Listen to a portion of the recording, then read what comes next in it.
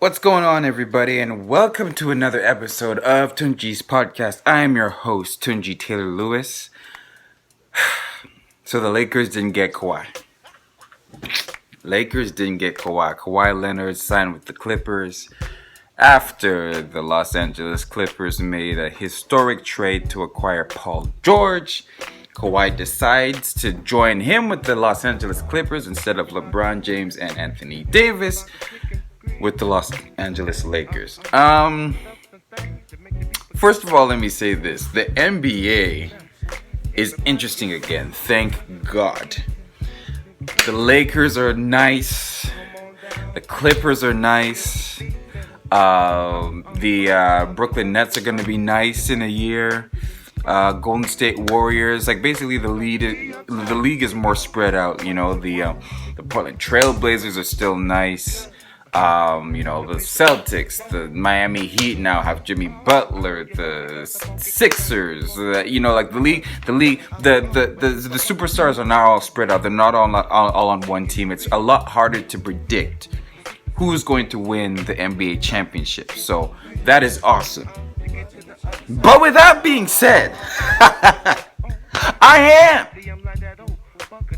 ready to make a prediction. And that is what I've been predicting all this time, ever since Anthony Davis came over to our squad, the Los Angeles Lakers. The Los Angeles Lakers will still be the 2020 NBA champions. Now I know what you guys are saying.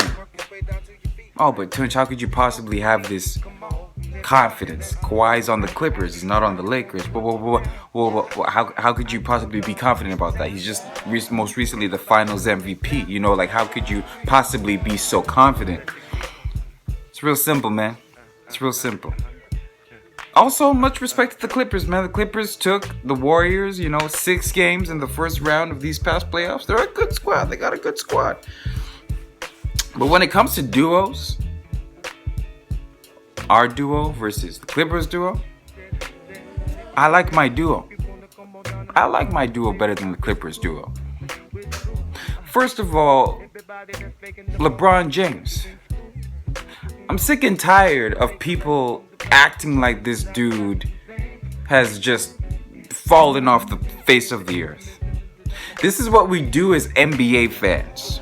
When the playoffs roll around, whoever is doing the best at that time is all of a sudden the best thing in the world. We start comparing that dude to Michael Jordan.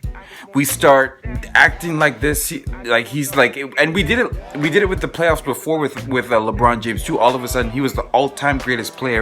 Now LeBron James wasn't in the playoffs this year. It was Kawhi. Now all of a sudden, he's so similar to Jordan. This is what we do. We get hella emotional, and we forget what's real sometimes, guys. The Lakers have LeBron James.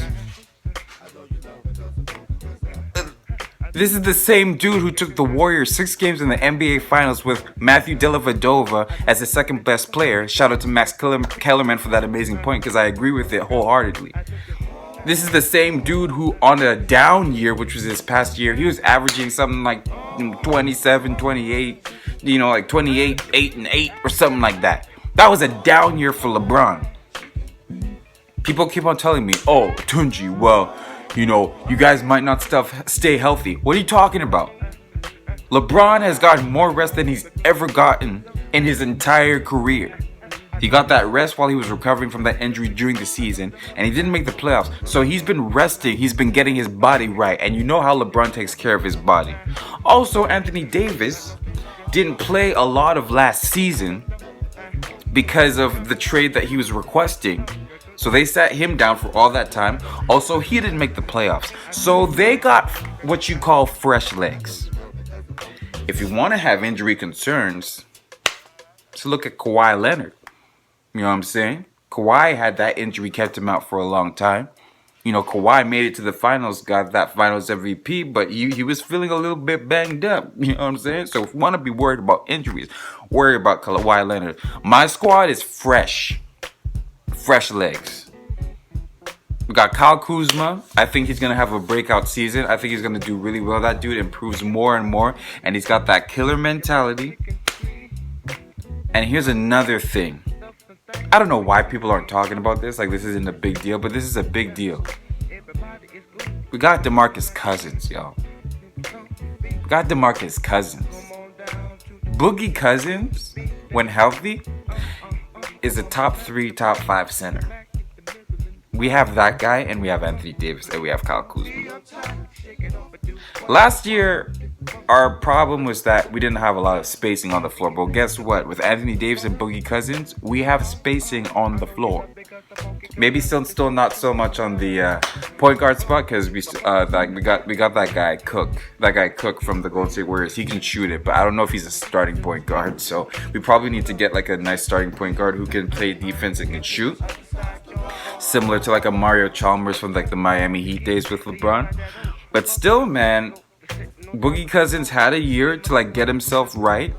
You know, he got those like, you know, lingering injuries out the way. He was in the finals. He looked nice. Like, come on, y'all. Like this is just classic people being prisoners of the moment and people forgetting who the best player in the world is. And it's really not. Kawhi's a great player, but come on, y'all. We're talking about LeBron James. This is top 3 all time. This is just greatness, like, you know, all year round. This is championship experience. This is evolved LeBron that we're talking about here, and he's on our squad. I'm sorry, I'm taking him over Kawhi every time. Some of you are looking at this like, no, I don't know about nowadays. Yeah, I'm still taking LeBron every time. AD, man, all-time great talent, man. He's a much more talented dude, much better player than Paul George. He just is. Paul George has an MVP caliber season. Sure, I'm sure of that. But if you're talking about just like who the better players are, I like my duo better than the Clippers duo. I'm sorry. Would I have liked for Kawhi to be on my team? Of course I would have. But you know what? There actually is a part of me. I wanted to be dominant. Full disclosure, I wanted to be dominant. I wanted to be like, you know, the Golden State Warriors for the league for a year. I wanted to know what that felt like with Kawhi, AD, and LeBron. I wanted that. But with that being said, I am really, really excited that the league is a lot more spread out. People are still teaming up, but they're doing like just 1 and 2, like, you know, superstars at most. The league is super spread out. I'm loving it. It's gonna be like a really, really competitive year. I am really interested in what Damian Lillard said about him not wanting to be a guy who teams up with other superstars to create super teams. I'm really interested in that mentality because it just seems like this is the way the league is going. Everybody's doing it, including like, you know, a very docile and, you know, humble personality like Kawhi Leonard. He's very business savvy. Yeah, so I'm really interested, I guess, to be in depth about like why Damian Lillard decides that staying in Portland and being loyal and letting people come to him is just like more right for him than, you know, going about things the way, you know, the modern day world is going, like, you know.